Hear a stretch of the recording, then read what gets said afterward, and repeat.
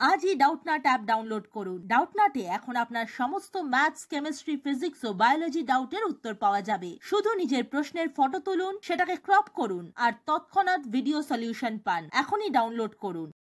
Hello students, আজকে আমরা চলে এসেছি ইলেকট্রোস্ট্যাটিক্স বা স্থিরতড়িতের একটা খুব সহজ প্রশ্ন নিয়ে। আমাদেরকে প্রশ্ন করা হয়েছে যে এপসাইলন নট বা পারমিটিভিটির একক কি। আমরা প্রথমে দেখে নিই কোন সূত্র থেকে আমরা এই উত্তরটা বের করব। আমাদের কুলম্বের সূত্র থেকে আমরা দেখতে পাই এফ বা electrostatic force is equal to 1/4 pi epsilon nought into Q1 Q2 by R square, যেখানে এফ হলো ইলেকট্রোস্ট্যাটিক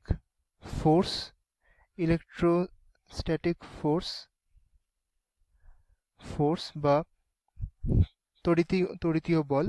অন্যদিকে উভয় কিউই হলো যে দুটি আধানের মধ্যে ইলেকট্রিক বল কাজ করছে সেই আধান দুটির মান। অন্যদিকে আর হলো আধান দুটির মধ্যে ডিস্টেন্স। এখান থেকে তোমরা দেখতে পাবে যে এপসাইলন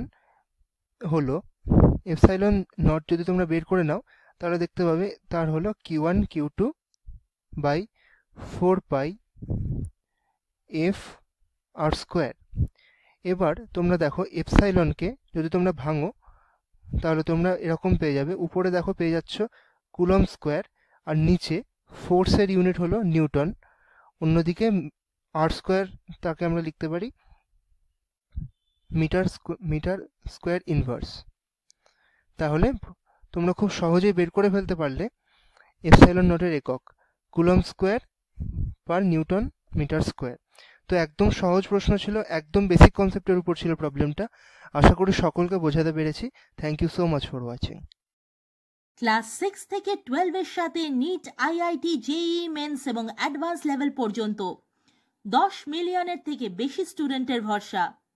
আজই ডাউটনাট অ্যাপ ডাউনলোড করুন বা নিজের প্রশ্ন 8400400400 তে হোয়াটসঅ্যাপ করুন।